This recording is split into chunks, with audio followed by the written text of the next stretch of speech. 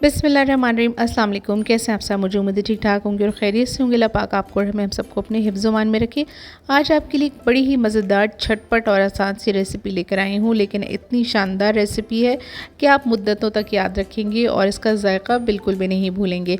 तो ये रेसिपी है जनाब बहुत ही ज़बरदस्त सी कैरी की चटनी की रेसिपी, जो कि बहुत आसानी के साथ झटपट बन जाती है और बहुत सारे दिनों तक के लिए आप इसको स्टोर करके रख सकते हैं। गर्मियों की दोपहर में जब आप बेसन की रोटी बनाएँ, दाल चावल बनाएं, तो उसके साथ ये सर्व कीजिएगा और बहुत ही ज़्यादा लुत्फ़अंदोज़ होइएगा इससे। इसको कैसे बनाना है, जो अज्जा हैं वो नोट कर लीजिए। तो यहाँ पर मैं शामिल कर रही हूँ, यहाँ पर मैंने 2 कैरियाँ ली थी बड़े साइज़ की और उनको छील कर इस तरह से छोटे छोटे टुकड़ों में काट लिया है। मैं पहले एक बोल में तमाम चीज़ें यकजा कर लूँगी, उसके बाद फिर आपको बताऊँगी कि आगे क्या प्रोसीजर करना है। एक बड़े साइज़ का टमाटर लिया था और उसको भी मैंने बारीक बारीक काट लिया है। टमाटर जो है बहुत नरम मत लीजिएगा, थोड़ा सख्त लीजिएगा। एक प्याज ले ली थी दरमियाने साइज़ की, उसको भी मैंने मोटा मोटा काट लिया है और वो भी साथ ही इन चीज़ों के शामिल कर लिया है। तकरीबन मैंने आधी जो पोथी होती है लहसुन की वो ली थी और फिर उसको भी छील लिया था सारे लहसुन को। 8 से 10 जवे हैं वो भी शामिल कर लिए हैं।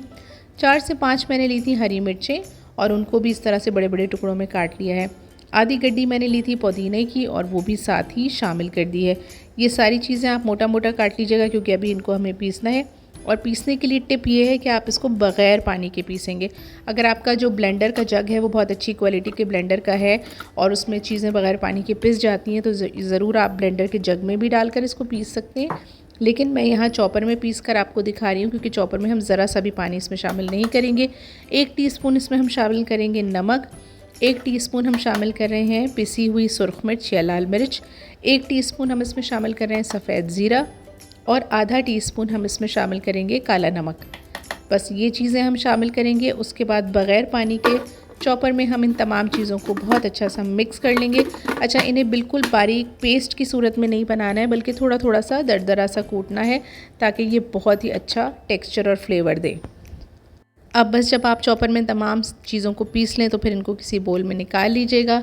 अगर बहुत ज़्यादा गर्मी पड़ती हो आपके इलाके में जहाँ आप रहते हैं और आप इसको फ्रिज में ना रखना चाहते हो, तो उसके लिए टिप ये है कि आप थोड़ा सा ऑयल पैन में लीजिएगा, उसमें थोड़ा सा ज़ीरा डालिएगा, 1-2 लहसुन के जवे डालिएगा और इसमें हल्का सा तड़का लगा लीजिएगा। जब ये हल्की सी कुक हो जाएगी तो फिर काफ़ी दिन तक ख़राब नहीं होगी। लेकिन अगर बहुत ज़्यादा गर्मी नहीं पड़ती है तो आप इसी तरह इस चटनी को काफ़ी दिनों तक फ्रिज में रख कर इस्तेमाल कर सकते हैं। ये बिल्कुल भी ख़राब नहीं होती।